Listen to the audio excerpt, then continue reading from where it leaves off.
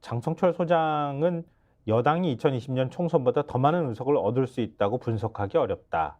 아주 애둘러 얘기를 한 거예요. 이 얘기는 뭐냐면 지금 거의 100석 이하로 떨어질 그렇죠. 가능성이 높다고 지금 거의 전망한 범야권 거예요. 200석 된다는 얘기죠. 보수 참칭이 맞긴 맞는 것 같아. 내가 볼 때.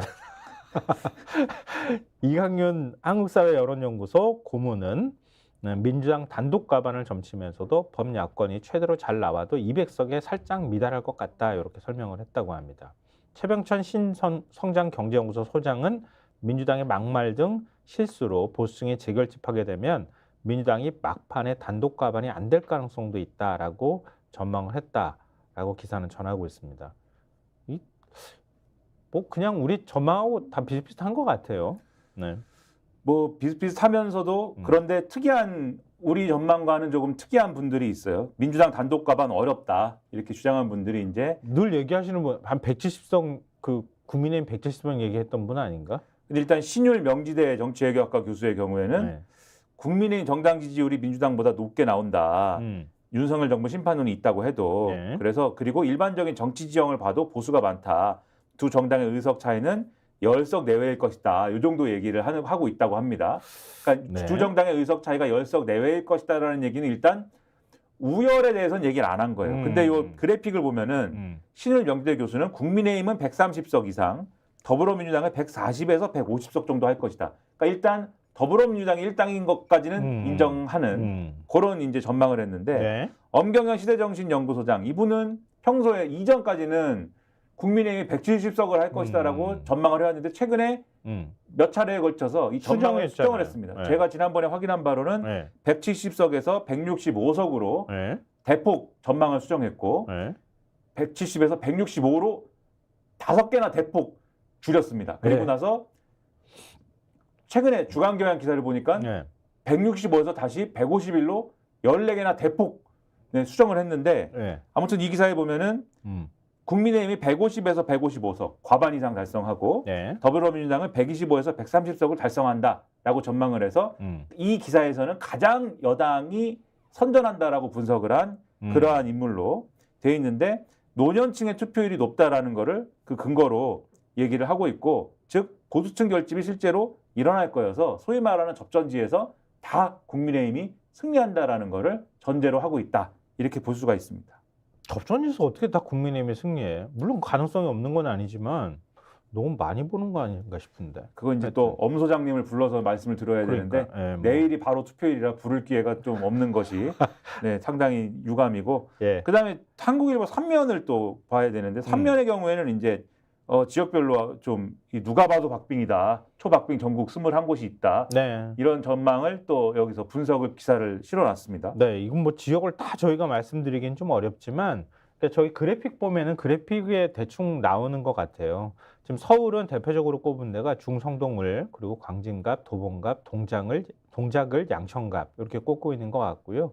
경기도는 포천, 가평, 한안갑, 용인갑, 강원은 원주갑, 충남은 천안을, 경남은 양산을, 부산은 북을, 수영, 인천은 중강화도, 옹진, 연수갑, 계양을 이렇게 좀 꼽아놨네요. 이런 지역들이 지금 거의 초박빙 상황이다라고 해서 대표적으로 꼽히고 있다고 보시면 될 것 같아요. 근데 이런 곳에서 어느 정도 그 양당이 이기느냐에 따라서 뭐 일당이 갈릴 수도 있다. 뭐 이렇게 표현한 것이라고 생각하시면 될 것 같습니다.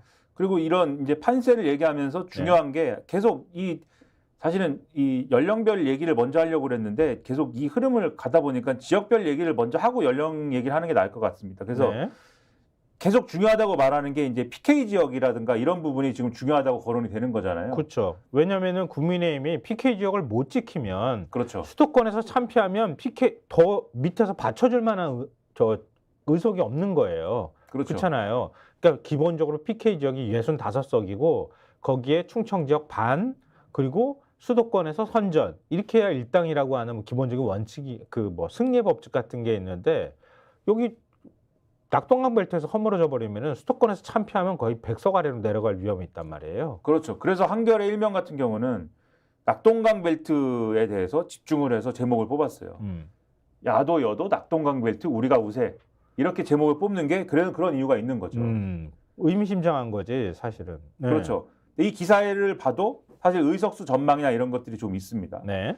그 더불어민주당의 경우엔 지역구 254석 중에 140석 플러스 알파, 그리고 국민의힘은 105석에서 110석 플러스 알파를 자체 예상하면서 지지층 결집에 나서고 있다. 왜 이렇게 차이가 많이 나지? 동아일보 기사하고?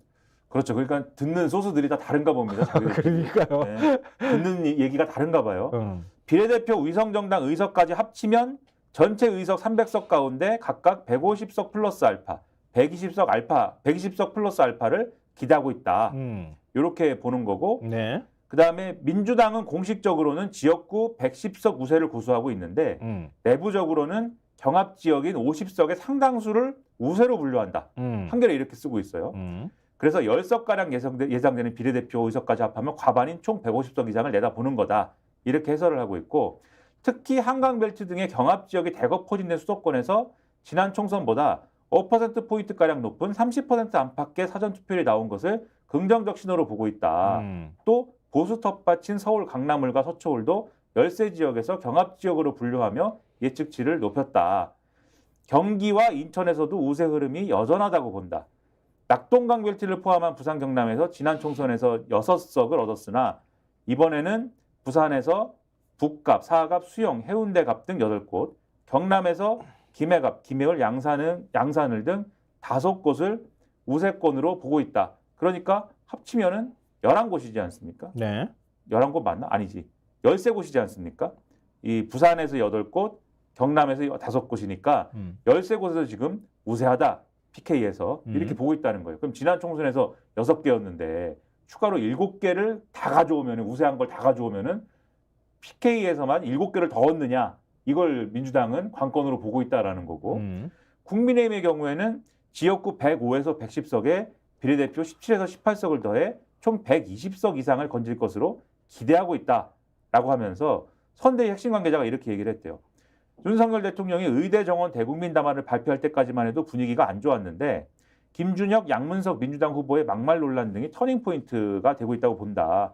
그걸 계기로 지지층이 결집하고 있다. 이렇게 얘기를 하고 있다는 거고요. 네. 여론조사 공표가 금지된 지난 4일 이후부터 서울 영등포울, 중성동을, 용산 등 한강벨트와 경남 양산을, 부산 북갑, 사상 등 낙동강벨트에서 여당 후보들이 치고 올라오고 있다는 것이다. 이렇게 얘기를 전하고 있습니다. 근데 들으시면 아시겠지만 민주당은 얘기들이 좀 구체적인데 국민의힘은 구체적이진 않아요. 한겨레 기사에서는. 그런 차이가 지금 여기서 느껴진다.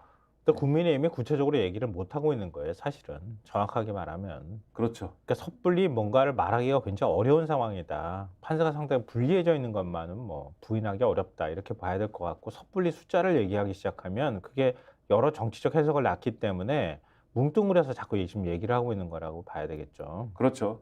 그리고 이제 흔히 또 이제 지금까지 이제 지역에 대해서 말씀드렸다면은 네. 흔히 이제 세대별 투표율에 대해서 고령층, 즉 60대 이상의 이제 그 유권자층하고 40, 50대 유권자층이 대결하는 구도이다. 보통 이렇게 얘기를 하잖아요. 네. 근데 과연 그 구도가 맞느냐라고 하는 것에 대해서 오늘 중앙일보 같은 경우는 약간 결이 다른 기사를 또 일면에 배치를 했습니다. 스픽스는 말하는 언론입니다. 대세는 유튜브, 그중에서 스픽스. 좋아요, 댓글, 구독, 알림 설정. 여러분이 저희를 사랑해 주시고 우리가 여러분을 사랑하는 4가지 방법입니다.